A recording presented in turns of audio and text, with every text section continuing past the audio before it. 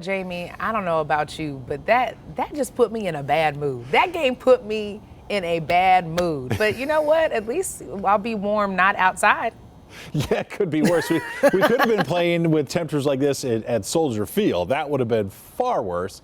But today, the weather transitions into a warmer pattern. So we have less wind, more sunshine already, and temperatures are responding nicely. Take a look outside. You can see 20s. Now, we barely reached the 20s yesterday, and we are already there. In fact, most of us are sitting in the 20s or 30s. There's still a few teens with cities like Duluth and Grand Rapids. Grand Marais at 14 right now, but it's just a matter of time.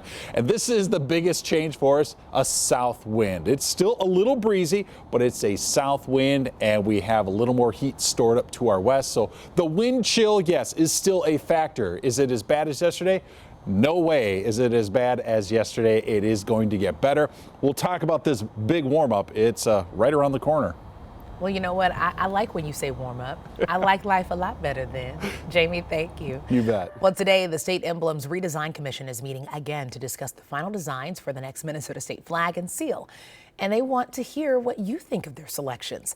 The commission narrowed down the thousands of submissions to 6 flag designs and 5 seal designs, which will likely be modified over time. If you want to weigh in with your opinions, head to the State Emblems Redesign website.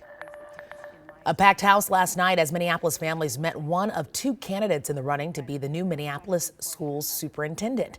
The school board interviewed Dr. Sonia Stewart. She currently serves as deputy superintendent of Hamilton County Public Schools in Tennessee.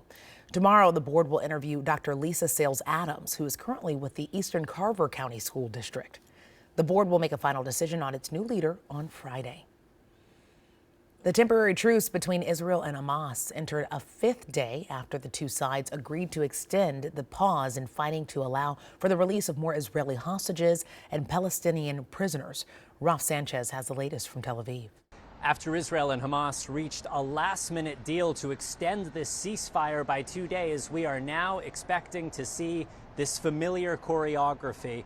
More Israeli hostages emerging out of Gaza and more Palestinians freed from prisons in East Jerusalem and the occupied West Bank. The terms of this extension, 10 additional hostages for each additional day of ceasefire. So we were expecting over the next 2 days to see 20 more Israeli women and children coming out.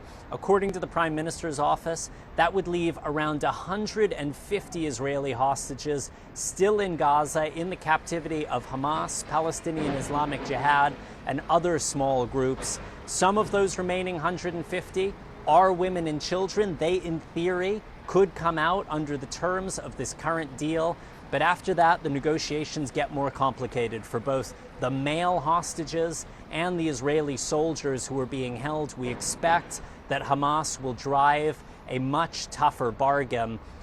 We've seen around 200 trucks of humanitarian aid coming in every day. And today, the first American military plane carrying aid from the United States has landed in Egypt with a view to sending it over the border to people in need in Gaza. The aid that's getting through, though, so far just a trickle of what the 2 million Palestinian civilians inside the Strip need. Ralph Sanchez, NBC News, Tel Aviv. Right now, former presidents and first ladies are in Atlanta to honor former First Lady Rosalynn Carter ahead of her funeral tomorrow. Former President Jimmy Carter is expected to be at tomorrow's funeral in Plains, despite entering hospice care in February. Officials say President Biden, First Lady Dr. Jill Biden, and Vice President Kamala Harris will also be in attendance.